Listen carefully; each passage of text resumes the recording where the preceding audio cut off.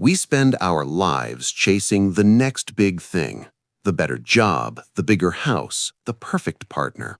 We're so busy looking at the fruit we haven't picked yet that we completely ignore the shade we're standing in. Meet Ethan and Lucas, two childhood friends who had spent 3 grueling years working in the city to provide for their families back home. They were finally on their way back, not in a luxury car, but on a path that tested every ounce of their patience. Ethan was the kind of guy who noticed the sunset. Lucas was the kind of guy who only noticed the dust on his shoes.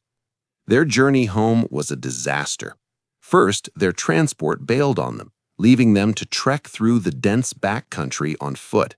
They spent hours dodging hidden traps and navigating jagged terrain.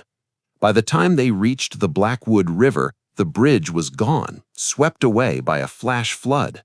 "Are you kidding me?" Lucas yelled at the sky.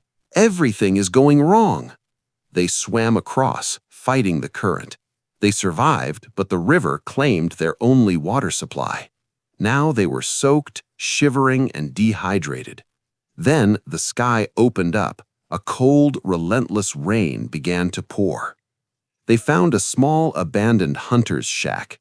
While Ethan sat in the corner quietly wringing out his shirt and catching rainwater in a bowl, Lucas paced like a caged lion.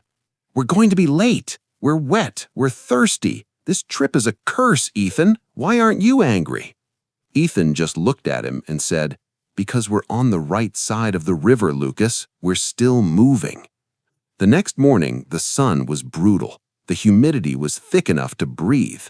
Exhausted and hungry, they collapsed under the wide, sprawling branches of a massive ancient oak tree. Lucas looked up, squinting through the leaves. He scoffed. Typical. A tree this big and not a single apple, not a single nut. It's just a giant, useless piece of wood taking up space. Just like this whole trip. Empty.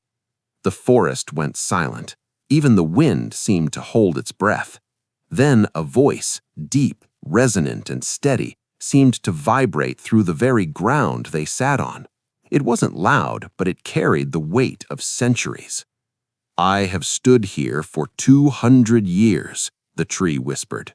"My roots hold this hillside together so the mud doesn't bury the path you walk on. My leaves breathe out the air that is currently filling your lungs. And right now, my body is blocking the sun that would have given you heat stroke an hour ago. Tell me, traveler, am I truly useless because I don't feed your hunger? Or are you simply blind to how I am saving your life?" Lucas fell silent. The anger that had been simmering in him for 3 days vanished, replaced by a cold splash of reality. He realized he had been so focused on the void that he had ignored the vessel. He placed a hand on the rough bark. "I'm sorry," he whispered. "I was looking for a snack, and I missed the sanctuary." Most of us live like Lucas. We focus on the rotten orange in the basket and throw away the whole batch. We focus on the one thing missing in our lives and forget that our lungs work, our friends care, and we have a roof over our heads. Gratitude isn't about pretending things are perfect. It's about realizing that even in the middle of a storm, there is a hut.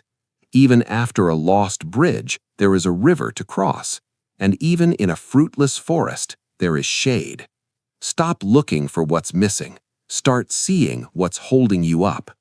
If this story shifted your perspective today, hit that like button and let me know in the comments, what is one shade in your life you've been taking for granted?